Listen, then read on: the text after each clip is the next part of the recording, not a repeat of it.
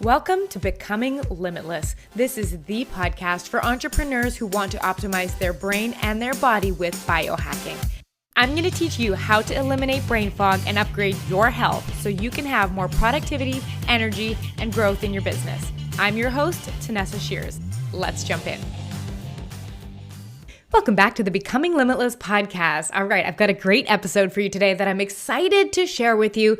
We're talking about controversial women's health things that I have changed my mind on. And if you listened into the previous episode of the podcast, I talked about other controversial things that I have changed my mind on that have nothing to do with women's health. But this episode is all on women's health. I figured I'd put it all in one place. I've been doing more episodes on women's health lately because not only is it something that I am interested and invested in, but I have noticed such a significant improvement in my life since I have been making these changes and making these shifts that I'm going to be sharing with you today. And in saying that, this episode was inspired by a post that I put out on Instagram a while ago talking about controversial things I've changed my mind on. And I was asking some of the people that engaged with that post, like, hey, what resonated with that post? Because it got a lot of views and a lot of engagement. And someone said to me, I appreciated your vulnerability and the way you use your own evidence-based experience. There aren't many pages on Instagram that add true value, but yours does. And I thought that was really sweet. And I mean, if you listen to the last episode, like I was saying, you're going to hear a repeat of this intro spiel. But I know that there's probably going to be someone who didn't listen to the last episode that's only listening to this one. So I'm just going to preface this episode by saying that I'm a true believer in this idea of not creating an echo chamber in my life. And what that means is that I want to have people challenge my thinking, people posing different ideas, thinking different than I do in my sphere. I want to scroll through Instagram and I want to see people I agree with and people I don't. People that are, talking about diet styles I do and diet styles I don't, right? Because I always want to have a feeling of a willingness to change my mind because I've changed my mind on things before, right? And I want to have a willingness, right? And I also, as a human being, I want to be okay with someone else disagreeing with me and them doing it different and me doing it different, and we can still be friends, right? I also have a commitment to continued education, and that is why I'm presenting what I've changed my mind on, because I have been in the fitness industry since 2008. I opened my business 10 years ago in 2014, believe it or not. And I've learned a lot. I've been through so many of the marketing cycles in the fitness industry and the diet industry. I've seen phases and fads come and go, and I know what to watch for now. And it is part of my commitment in being a leader in this industry is to be educated and to continue educating myself, both by subscribing to different voices, people that have different opinions than I do, and always being willing to be challenged, right? And so I bring in this willingness to change my mind by keeping a variety of opinions in my sphere. I'm committed to that continuing education. And I also use my own evidence-based experience. I mean, not only in experimentation with myself, but my clients. Like, I have had a lot of clients over the years. And so I've seen what works and what doesn't. And I think it's why I have been able to come up with unique practices and protocols that work quite well, right? And so in this episode, you are going to hear me maybe speak against something that you are like, oh, that's not what I believe, but I really want you to come at it from this. This is just me sharing because somebody someday in the past shared something with me and it changed my mind. And so I just want you to come into this with an open mind and be okay and being willing to not agree with everything I say, but for us still to be friends, right? And I also want you to know if just because I do something or I believe something that you're going to hear, this does not mean that you need to change what you're doing. And it doesn't make what you're doing wrong. And on top of that, just because you hear me say one thing, it's not what my clients have to do. I guarantee you, I have clients that are doing the exact opposite of what I believe in all of these categories. So it's not a prerequisite to be in my world or to coach with me that you have to follow these things. It's just not. This is just my personal beliefs, and it is what I've changed my mind on, right? And it likely, like I said, started from someone telling me something that I didn't know and getting curious and investigating it myself. I love feeling curious about things because you never know what's possible, right?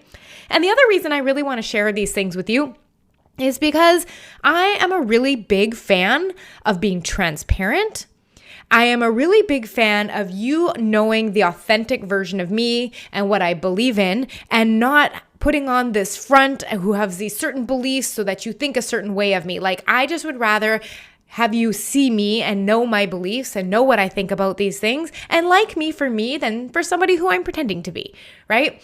And so you're going to hear these things, and if you agree with me, I love it. If you don't agree with me, that's okay. But let's have some fun with this, right? I want to talk about controversial things I've changed my mind on. And last couple things before we kick off. This is not medical advice. If you hear me say something, this is not advice to you specifically. This is something to get your brain going that I want you to talk to your doctor about and to start thinking about, right? The big goal, I want to just make you think. I want you to question. I want you maybe even to feel uncomfortable, but not to judge yourself, or the whole point is not for me to tell you my way is right, okay? So let's just get that out of the way right away. And I want to start with just sharing some of the other actually women's health episodes that I have updated on the podcast. If you're digging this kind of stuff, maybe the less controversial stuff, then you might really like these episodes. So episode 72 is called Hack Your Cycle for Brain and Productivity Optimization. I had Dinara Mook on the podcast, and we talked all about the different phases your brain goes through and how you can optimize work productivity and efficiency and rest and all of that during your monthly cycle while you're running a business. So episode 72 is good for that. Episode 88 is called Is Your Menstrual Cycle Messing with Your Rest? And I go through all of the connection between your cycle and your sleep. So this allows you to develop compassion because it's totally normal that I'm having trouble sleeping through the night, or it's harder to fall asleep, or I'm more stressed out, or my brain won't quiet. Totally normal at certain times in the month. So episode 88 is all about that if you're struggling with sleep and you think it might be cycle related. And then episode 110 was a recent one, and I talked all about exercise in your cycle. So that one was all about the menstrual rhythm method for optimizing your workouts. I talk a lot about the cycle syncing idea of exercise and the give and the take and the energies we go through in the month, and then how to make your exercise optimized for that. So episode 72, 88, and 110, I will make sure to write those in the description so you can go and grab those or download those because they're awesome in this series. So we're going to jump into the first. I have 5. I've got 5 things we're going to talk about that are a little controversial today. Are you ready? All right, let's jump in. Okay, off the top, women's health, intermittent fasting, and breakfast skipping. Now, I did do an episode called The Truth About Intermittent Fasting, but that episode was really just talking about the idea that intermittent fasting might not be optimized for hormones, but I know so much more now than I knew in that episode. And so I want to take a step back from this topic before we go back in, because what I'm going to teach you now is going to make tips or controversial things 1, 2, 3, and 4 make so much more sense. So the first day of your period is called day 1 of your menstrual phase. You're bleeding during this phase. It's 4 to 6 days on average, okay? Then you are going to shift into the predominant part of what's called your follicular phase. During this phase, energy is on the rise. You're feeling clear. You're feeling productive. You've got your mojo. You just kind of feel like you're like on top of the world. I'm organized. I'm getting stuff done. Like it feels really good, right? Energy is going up in this phase, and so is the hormone estrogen. When your estrogen begins to peak right around in that area, you ovulate and you move into your ovulatory phase. Now, this is a window usually 3 to 4 days long. You find you're really social. Your language comes easy to you. You feel just like, I feel connected. I feel high energy. I feel productive. Like it's generally another extension of that follicular phase. So if you're with me so far, we went through the menstrual phase, through the follicular phase, you're in the ovulatory phase, and then what happens is we start to transition to the luteal phase. So the luteal phase are going to be the days from ovulation all the way up to the first day of your period. So it's kind of like the back end if you were to think about it. So let's say if you ovulated on day 14 or 15, the luteal phase might be day 16 through 28 or 16 through 30, all the way to the end. Now, I do like to think of the luteal phase as divided into two parts. The first part is you're going to get a bump in progesterone, right? So this is a time of the month where you're like wrapping up projects, you're brainstorming, you're feeling more creative and stuff like this. And then you start getting a decline in both estrogen and progesterone. And these two decline in these hormones usually come with a lower energy. You're feeling maybe more introverted, more quiet. You're feeling maybe a little more stressed than normal, more emotional. And during this luteal phase specifically, the second half of it, where it's closer to your period, your blood sugar is much less stable. So if you've listened to any of my episodes on blood sugar, when your blood sugar is stable, your energy is more stable, your weight is more stable, your clarity of thinking, meaning you're not getting these highs and these lows and these like distracted periods. Like stable blood sugar does so many things for your brain and your health and your body, and we love it. But in that last like week before your period starts, it's not very stable, right? So you get more hunger, more cravings, more brain fog, all of this kind of stuff. On top of that, your body produces more of a stress hormone called cortisol. And so naturally, you're under more stress at this time. Now, here is something that I have learned recently that has been throwing up the red flags for a lot of the stuff we're going to talk about. When you have higher cortisol, so you are more stressed out or you are adding stress to the body during this last 8 to 10 days before your period starts, it can actually act as a suppressor for the hormone progesterone. So progesterone we want in the body, right? Because if our progesterone is too low, this can lead to pretty intense PMS symptoms. I'm talking headaches, I'm talking bloating, I'm talking extreme mood swings, all of that kind of stuff, extreme cramping, sore breasts. And so if you are like resonating with any of this and you're like, yeah, you know what? I have really bad PMS, or like I get really moody, or I'm irritable, or I cry all the time. Like this is a sign that you just may have really low levels of progesterone. They've gone too low. So the question might be asking yourself like, am I under a lot of stress? If you are under a lot of stress, it will further suppress this hormone progesterone and you will get increasingly intense PMS symptoms. And not only that, you'll get more fluctuations in blood sugar. Like it really just does a number on your body, leaving you feeling drained and exhausted, right? And it can lead to irregular periods or missed ovulation. There's so many things.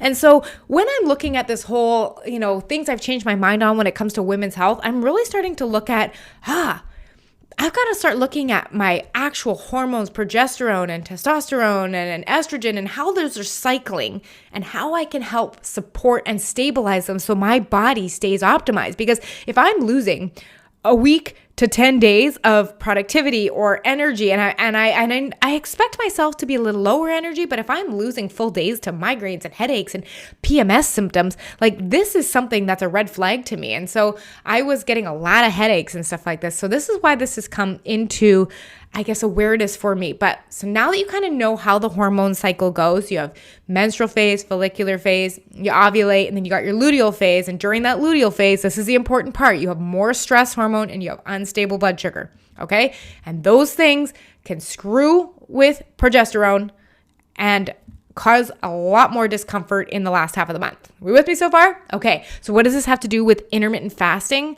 or breakfast skipping? So intermittent fasting is an intentional stressor on the body. Fasting stresses your body out. And normally we look at that like a good thing, because if you put good stress on your body, just like you do a hard workout, your body has to build back and build resilience and get stronger, right? So that is the intention of intermittent fasting, except if you listen to that episode I did all about intermittent fasting, you'll know that most of the research on intermittent fasting was done on men. And men have a 24-hour hormone cycle, which means they get the same hormones at the same time every day. Whereas women, we go through a 28 to 30 day, 26 to 32 day cycle of hormones, meaning we take a whole month to go through that cycle. So we are not the same day to day, which means we cannot eat the same and exercise the same and work the same and socialize the same day to day. I mean, we can do it, but it's totally normal not to expect it to feel the same all the time. So with intermittent fasting, it is a stressor on the body. So if you are intermittent fasting at the wrong time of the month, you can add unnecessary stress to your body, which suppresses that hormone progesterone, which can make PMS symptoms worse and affect your hormone balances. It can cause also something called estrogen dominance, where you have too much estrogen relative to progesterone. That can lead to things like PCOS, endometriosis, all kinds of things. Like, it's really something that we need to consider. And it also can lead to weight gain and making it really hard to lose weight if we have too much estrogen and not enough progesterone, okay? So we're thinking here, all right, so if we're stressing our body out all month, and I should probably define intermittent fasting, by the way. If you haven't heard that term before, intermittent fasting basically means eating during certain hours and then completely fasting or abstaining from food during other hours. So a really popular one is something that's called 16-8, which means you fast, don't eat anything, no caloric beverages for 16 hours, and then you eat for 8 hours. Right? So you eat for 8. So you might eat from 8 a.m. to 4 p.m. and then not eat from 4 p.m. all the way till the next morning at 8 a.m., right? Or you might do a 6-hour eating window or a 12-hour eating window, right? So when I started looking into this, and there have been more and more female doctors researching and speaking out on this, Dr. Mindy Pelz has been a really loud voice for women and their hormones and the effects of intermittent fasting and how we need to think differently about how we use it to feel good in our bodies, to help heal our gut health, to lose weight, to help with energy. And she wrote an amazing book, which I highly recommend. It is called Fast Like a Girl. And it is cycle-specific fasting. So I'm going to just give you the cliff notes of it. She recommends that after about day 4 to 5, after your period is starting, so you're through your menstrual phase, it is an ideal time to fast because naturally, during that time, your stress hormone is low, your blood sugar is very stable, which means you're not going to be hungry and grabbing food. This is a perfect time for fasting. However, fasting during the luteal phase, remember that's after ovulation, specifically during those last 8 to 10 days, can cause excess stress on the body while you're going into your cycle and affect your delicate hormone balance. So she actually recommends against intermittent fasting during this phase of your cycle. Now, this is actually something that I have been doing. And in her book, she gives you a breakdown of a schedule for if you are brand new to fasting or if you're advanced fasting, here's how many hours you should fast on the days in the luteal phase and the days in the follicular phase. And it absolutely fascinated me that it is a complete, do not eat in a less than 12-hour window in that week before your period. And since I have been doing this, I got to tell you, it feels really weird to do this after intermittent fasting for so long. It feels like my body is cared for and supported. It is, I can't quite explain it, but my blood sugar feels a lot more stable. I don't wake up feeling so cranky and so angry and so hangry, I guess I could say, right? And so we really want to start thinking about how all of this plays together if we are intermittent fasting at the correct times during our cycle. And like I said, Dr. Mindy Pelz, Fast Like a Girl, she's got a YouTube channel, she's got a podcast, all of the things. This is really something we want to be taking into consideration. And it is something I don't intermittent fast throughout the month anymore. I cycle it. And so this is something that I have changed my mind on. Now, the second thing, all of these are going to be relating to this luteal phase and the stress we put on our bodies because it's so weird. We just, as women, we just do what the men do, meaning if they're fasting all the time, we're fasting all the time. If they're cold plunging, we're cold plunging, not really taking into account how our bodies are different. So that's why the second controversial thing I've changed my mind on is cold showers, specifically during the luteal phase of the cycle. And even more so during those last 8 to 10 days, right? Because if you think about the mechanism of a cold plunge or a cold shower, the whole purpose of it is to get you having that mammalian gasp reflex, right? Or that mammalian dive reflex where you get in, you're like, oh my gosh.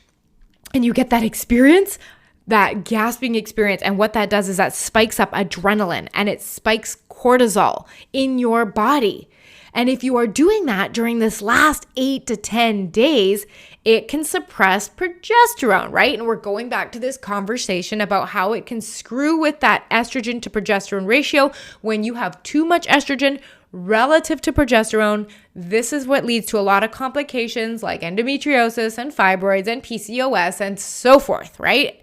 And so we really want to be aware of this. And this is really something important to speak to your doctor about. But when we come back to cold, I love a good cold shower. I love a good cold plunge. But I no longer take consistent cold showers during the last 8 to 10 days before my period starts anymore. And this is why I have changed it. Now, if there happens to be a one-off event. For example, on January 1st of this year, we went and did a cold plunge. We jumped in a Canadian ice cold lake. We do it every year to celebrate kicking off the new year and kicking off doing hard things.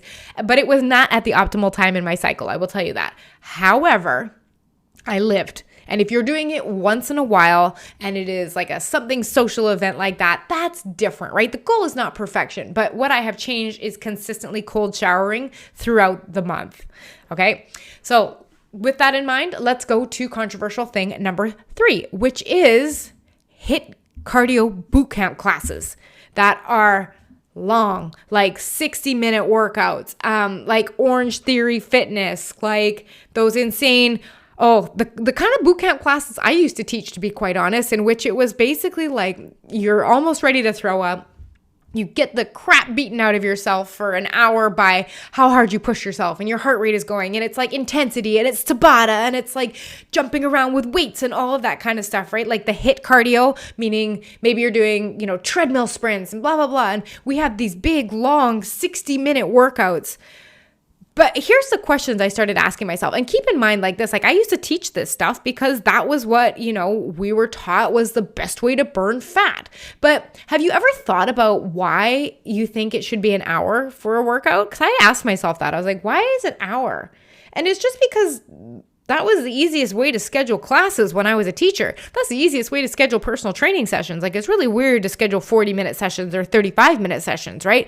And our brains are so conditioned that more is better, right? Like, why are all these classes an hour? Who made that? Like, what was the rule? And why do we subscribe ourselves to this, like, leave yourself dripping on the floor, exhausted, like Orange Theory style, like sprinting, rowing, weightlifting style of classes, right? And if you go back and listen to episode 110 that I talked about, exercise in your cycle, I will talk to you about the intensity that type of workout is great during that follicular phase and during the ovulatory phase. But that type of intense workout can cause your body to spike its adrenaline and cortisol. And that, of course, goes back to the same thing we've been talking about. Screws with that estrogen to progesterone ratio, right? It screws with progesterone because too much cortisol suppresses progesterone. And on top of that, this is what I think many of us don't really recognize. Like if you have PMS issues, if you have struggled to lose weight or maintain a weight, there is a possibility, a likely possibility, or if you are dealing with any of those things I talked about earlier, PCOS, endometriosis, fibroids, any of that, you likely have estrogen that is higher than progesterone. And so this is something we talk to our doctors about, obviously. This is not medical advice on here. But if we are experiencing these things, it likely means we already have high estrogen. And so if we go into like a 60-minute boot camp and we just like beat ourselves up at the wrong time during our cycle, we're going to further exacerbate this problem. So the recommendation I used to give all the time to my clients, like if you are in a place where you are dealing with a stressful work environment, you are stressed out, you can't lose weight, your hormones are out of balance, I would not be working out more than 30 minutes because after 20 to 30 minutes, your body uses up all of the available sugar in the blood, like the food for the muscles to keep your workout going. And what ends up happening is your body needs to spike adrenaline to release more sugar. And that adrenaline can screw with your other hormones. So in general now, I leave my workouts almost literally all this throughout my cycle, maximum 40 minutes, usually more in the 20 to 30 minute range, not including a nice stretch after. So I keep my work phase in the 30 minutes usually at most. And I find that anything more than that has to be worth the added stress on your body. You can get a very effective workout in 30 minutes or less. And if you can't figure out how to do that, reach out to me. Like I'll either share some resources with you, or you can work with me inside my programs and I will help you figure this out. But I really want you to start recognizing that these 60-minute wipe yourself off the floor workouts are not doing you any favors. I get that they are fun, but if you are experiencing any of those symptoms I talked about earlier, it might be a good place to pause and question whether these are still right for you. On top of that, last thing I'm going to say, the reason we're likely doing these is usually a lot of us try to do these for weight loss, right? Meaning like, oh, well, it'll help me stay in shape. Well, if you have too much estrogen, that is going to cause weight loss to be very difficult. So it is actually more advantageous of you to take up something low intensity like walking and keeping these workouts nice and short if you are trying to lose weight, especially, like I said, if you have that hormone imbalance. Hey, pause for just a moment. Do you want my top 12 ways to biohack your energy? I've created an entrepreneur's playbook that holds my favorite tips and tricks to help you have highly productive mornings in your business. If you're looking for a boost in energy and focus, I think you'll really like this free playbook I've created for you. Check out the link in the show notes to grab it. Okay, so let's go on to thing number 4, the controversial things I've changed my mind on. Coffee on an empty stomach first thing in the morning. And this has actually been my Q4 of 2023 was totally focused on this one goal. And I can't believe this, I think, was the thing that made one of the biggest differences to me, because I already was doing the shorter workouts and I had changed the intermittent fasting a while ago, but eliminating coffee on an empty stomach, huge change for me. Now, I'm going to give you the mechanism behind this. So coffee causes an increase in cortisol, which causes a further increase in blood sugar spike, because when you increase your cortisol and your stress in your body, you break down blood sugar and increase your blood sugar, right? So I want you to think about this. You're starting off your morning with a nice spike of stress mixed with some brain fog and some energy crashes later on. Oh, great, right? And I did do other episodes on coffee, by the way. If you're like wanting to know more, I think I did an episode way back at the beginning called Coffee Hacks to Rewire Your Brain.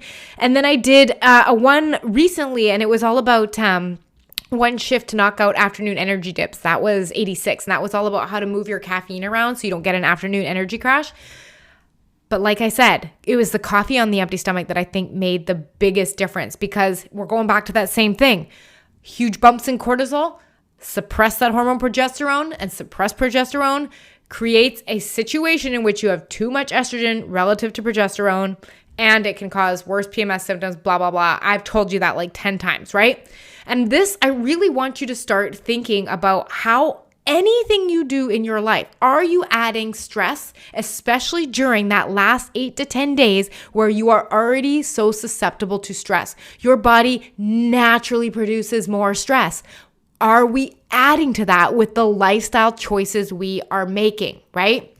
And so one of the other things I'm working on currently is I have the intention to eliminate caffeine altogether.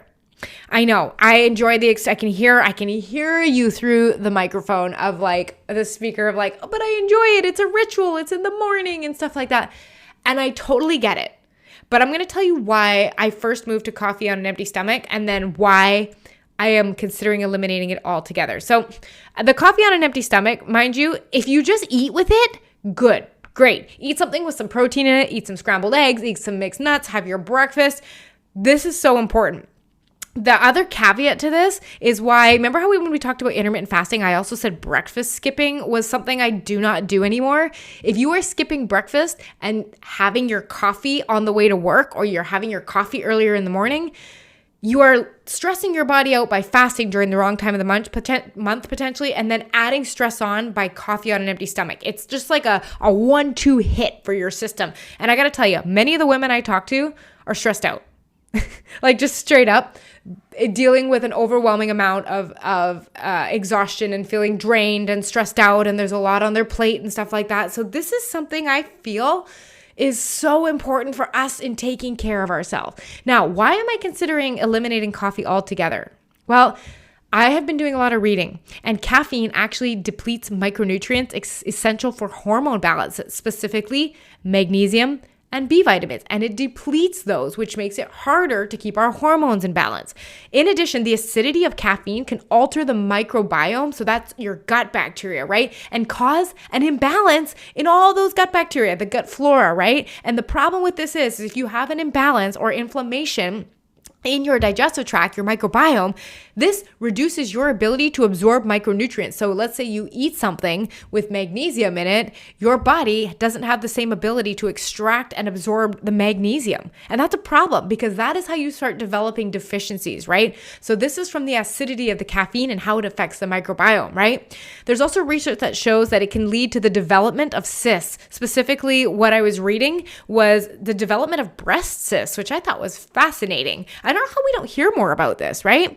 And then one of the things that was coming out of this as well was that if you identify as a slow caffeine metabolizer, which means like if you have a cup of coffee, you feel the effects for a long time. Your body takes a long time for the caffeine to wear off and to break it down, right? Especially like if you have coffee in the evening and you're really wired at night, you're likely a slow caffeine metabolizer. Well, there has actually been links between those that are slow caffeine metabolizers and slow estrogen metabolizers. So estrogen is that hormone, remember, when it's out of balance and is too high, can be problematic.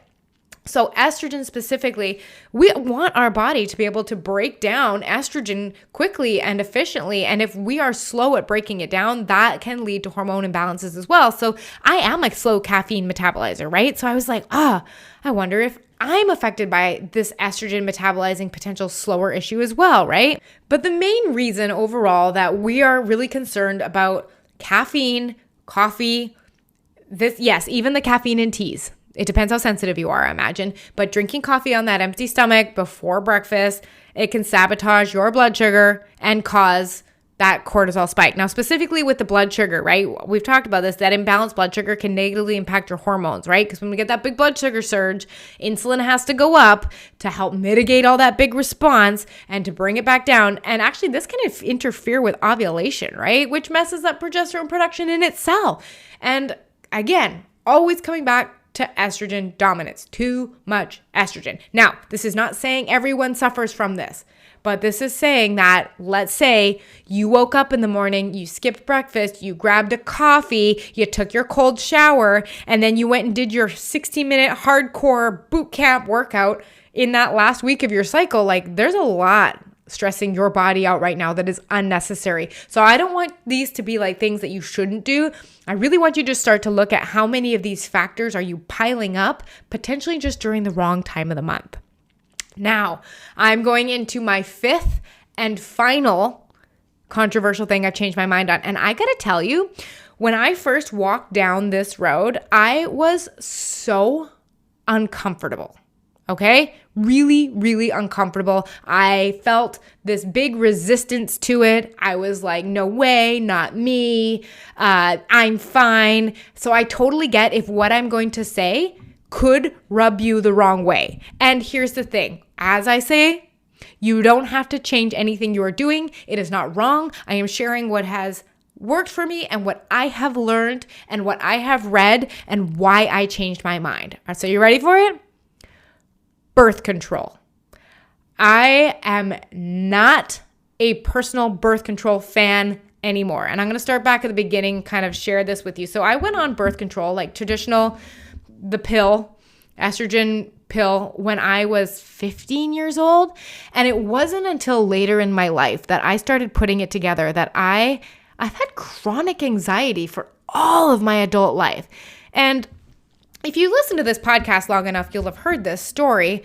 But if you haven't, 15, started getting anxiety. It got worse as I went through university. And when I moved out and was living on my own, I remember having such intense anxiety that I had trouble leaving the house. Like, it was debilitating to the point where I would panic if we made plans to do something and something slightly changed or someone showed up late, I would have a full-on anxiety attack. If stuff didn't go completely as planned, I tried to control everything. I was scared to go out of the house. Like, I was debilitating anxiety and even had panic attacks. And Anxiety attacks and panic attacks are not the same thing. If you haven't had them, panic attacks for me were full on, covered in sweat, racing thoughts. I would throw up and then I would pass out.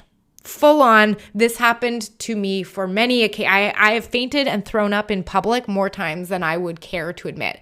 And this was during my early 20s, all the way up until 25. And it was 2015, I actually think was the lowest point for me. And I remember specifically, I was on the phone with the outpatient program at the hospital and I was talking to them and I was like, oh my gosh, I need help. I can't move. I can't do anything. And they're like, okay, cool. You can come and join our group program. And I was like, did you not hear me? People give me anxiety. You want me to be in a group environment doing therapy? Long story short, anyways, I did end up doing an outpatient program for 13 weeks at the hospital for my anxiety because it was terrible. And there was a point where they gave me a little bit of Ativan at the time. And I remember taking that half Ativan pill. I think my doctor gave me 5 of them for like extreme emergencies. And I remember taking half of one or a one or something like that. And I remember this feeling that came over my body. And I remember being like, this is what it feels like to not be anxious. It had been so long since I had not felt anxious that I forgot what normal felt like. Like it was that intense. I was living in such an intense state of anxiety. And it wasn't until I started putting these pieces together almost when I hit 30 that I have been on birth control as long as I have been anxious. And I went off birth control when we were conceiving my first daughter and obviously stayed off it for the pregnancy. And I had no anxiety. And I remember being like, who am I? I barely recognize myself. And then naturally, after my first daughter was born, I went back on birth control until we went to conceive our second baby. And guess what? Miserably anxious the entire time. And at first I was like, well, maybe it's something to do with being pregnant or, something like that was helping my anxiety. And I was seeing things on my Oura ring, which is the crazy thing. Like my heart rate variability, that's my body's stress response, got so much better when I was off birth control. Like I went from being like in the 60s all the way up to the 90s, which is this is a good thing, right? This is showing my body is less stressed out. And I was like, maybe it's not anything to do with being pregnant or not. Maybe it was the birth control the entire time. So after I had my second daughter, I chose not to go back on birth control. And I'm going to tell you, I am not an anxious person anymore. I worry about things. I have stress just like everyone else, but nobody would say I am highly anxious or I get completely derailed when plans change. Like I'm a different person. And I could not believe that this was something that nobody told me. Like there was no discussion when I was a 15-year-old girl at the walk-in clinics of the health risks that come with being on birth control, the emotional risks. Like, did you know that there are changes in the brain structure, in the areas associated with emotion that increase the longer you are on the pill, and these structure changes mess with your mood? Did you know that birth control users, the ones with estrogen, are 23% more likely to use antidepressants? And if you are on the progestin-only pill, 34% more likely to use antidepressants. This is how intensely this affects your mood. And for me, no one ever said to me, hey, Tanessa, 15-year-old girl, I get that you're doing this for birth control purposes, but did you know that it affects so many other things, which I am now finding out in my mid-30s after almost 20 years on the pill. I can't. It makes me so angry. And on top of that, I was on an estrogen-only birth control. I had 2 DVTs, deep vein thrombosis. Basically, I had 2 blood clots in 2014. And the doctors were like, oh, you have blood clots. You're a 24-year-old girl. Why do you have this? Maybe we'll take you off of the estrogen birth control and put you on the progestin only. Like DVTs, blood clots, are a side effect. And keep in mind, I am a healthy, young woman. I exercise, I eat well, I sleep well. Like, why was a 24-year-old girl getting 2 blood clots in my lower leg, right? And they just, instead of thinking like, oh, maybe this is a problem, they're just like, I'm just going to put you on this progestin birth control instead because I think it might have been the estrogen, right? And so going through and like reading all of this back and understanding all of this, I was like, this makes me so grumpy that just we aren't told about the risks of these things, you know?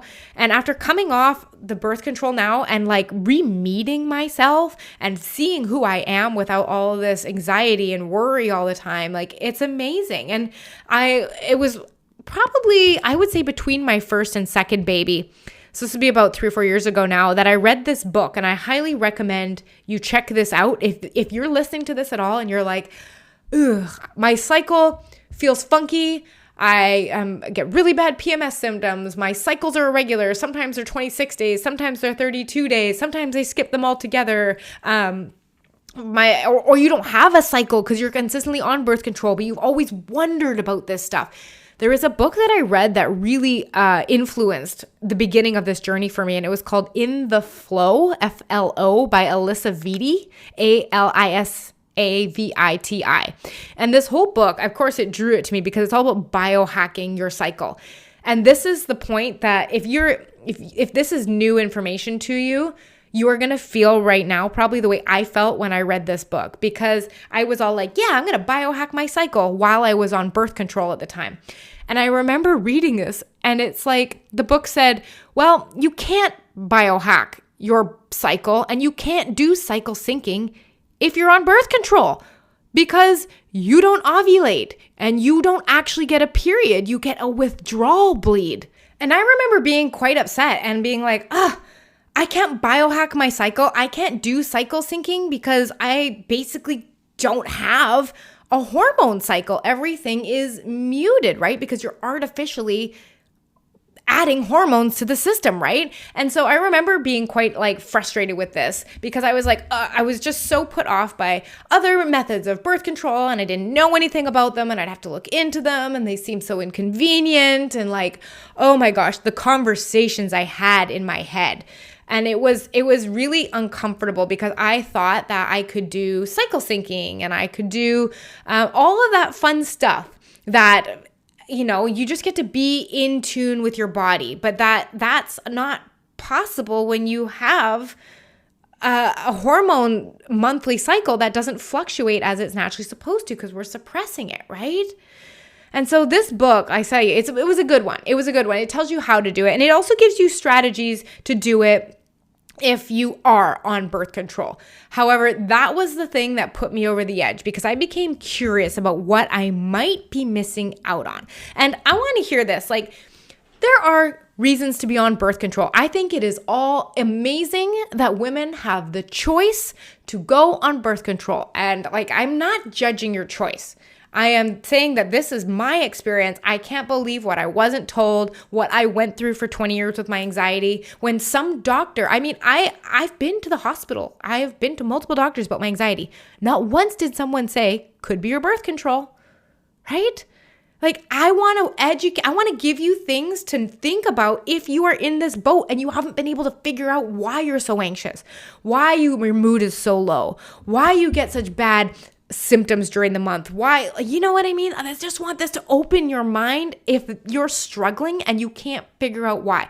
So like I said, it is amazing that you have the choice to be on it as a birth control, but were you put on it to mask symptoms, right?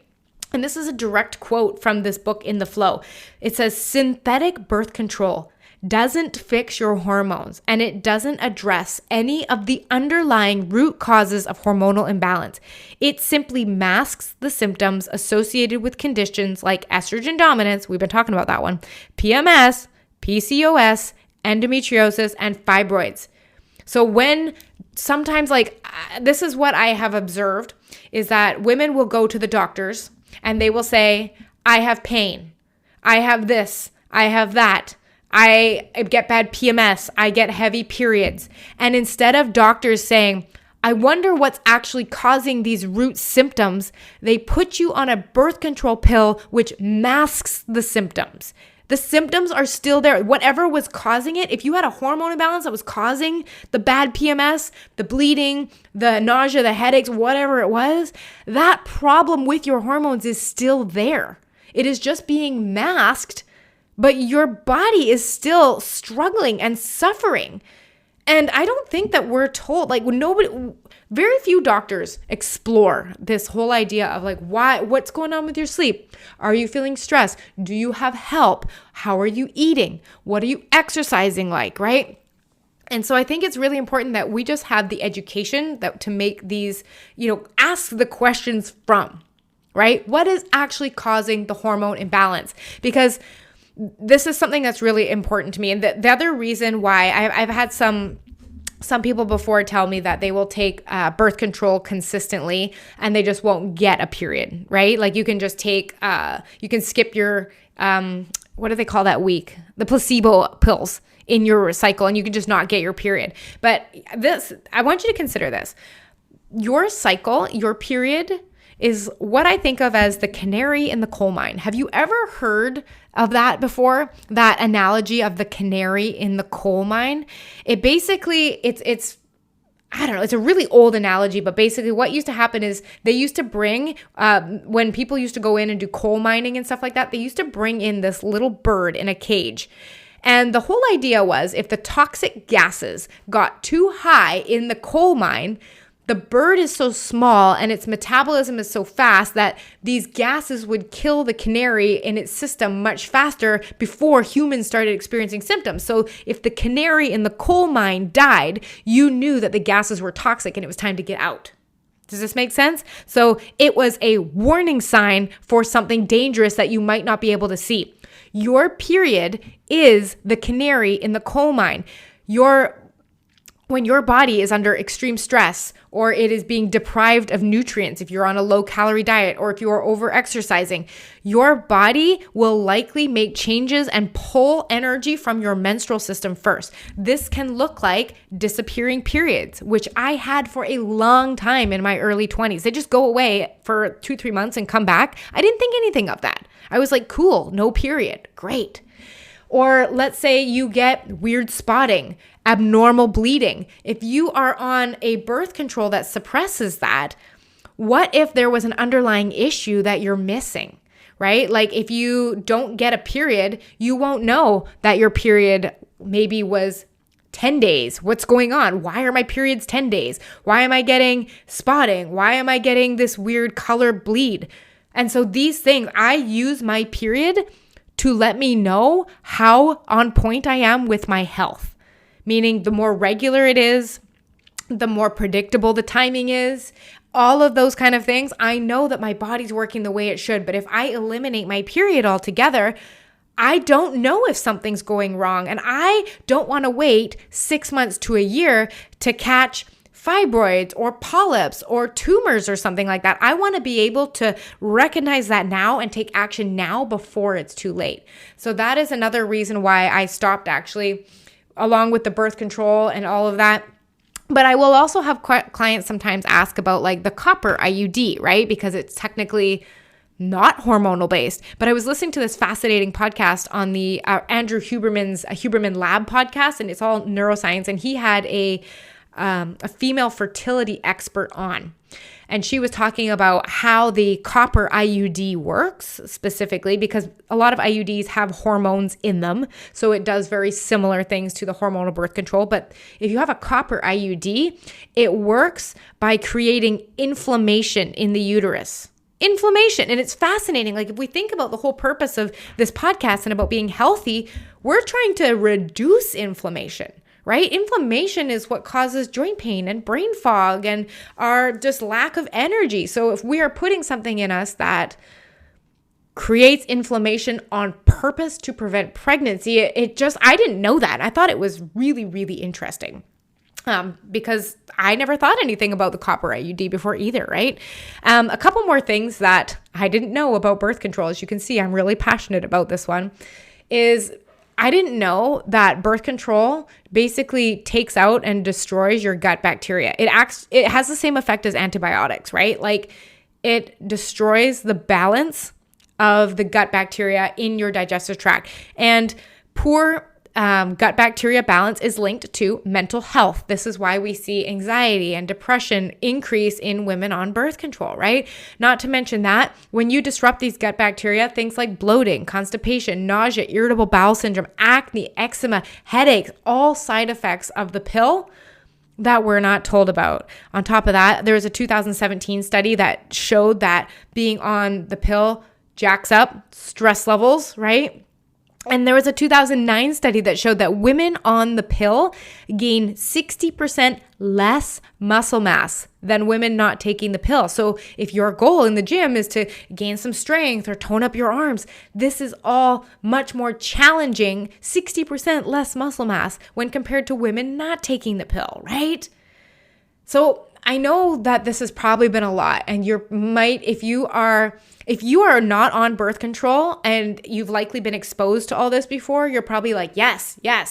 But if this is new to you, I was where you were, and I remember how uncomfortable it feels because in your brain now you're like, oh gosh, do I do anything with this information? And it took me a long time. I remember I decided to go back on birth control between babies because I was like, I just don't know. But I decided not to go back on after second baby. And I got to say, I have not looked back since. I was just really tired of muting my cycle, right? And I personally will tell you the difference I have seen in myself is wild. Actually being able to experience a cycle.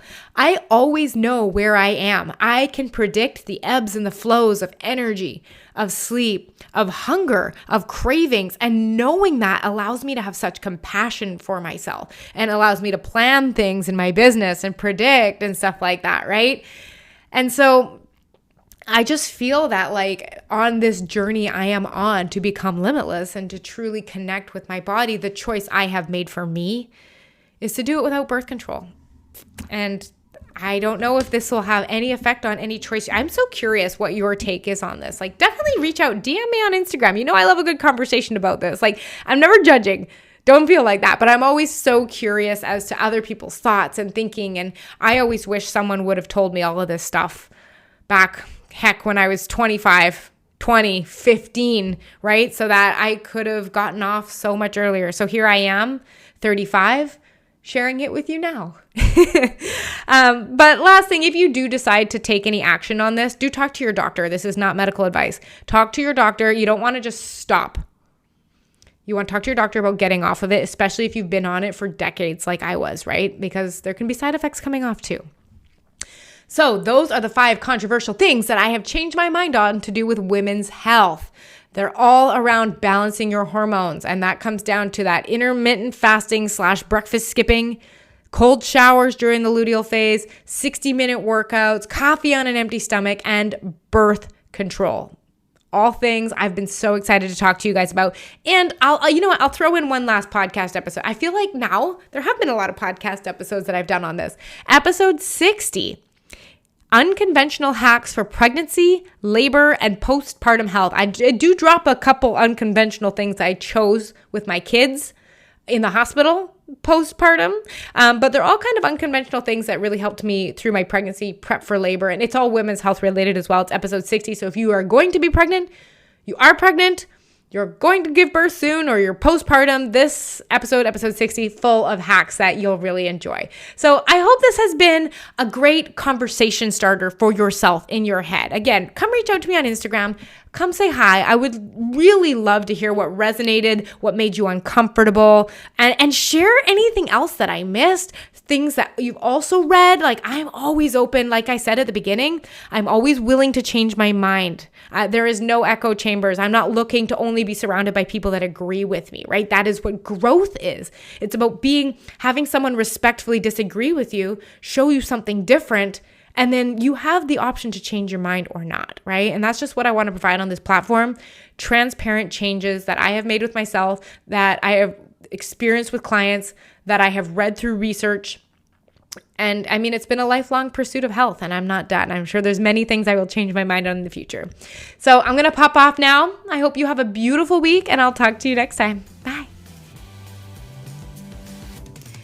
Learn something new in this episode or feel inspired to take action? I'd love for you to share it with a friend and leave a review. Your review will help one more entrepreneur feel healthier, more energized, and focused. If you feel good about helping a friend or a fellow business owner you've never even met, you are my kind of people. I'm excited to help you become limitless in the coming episodes.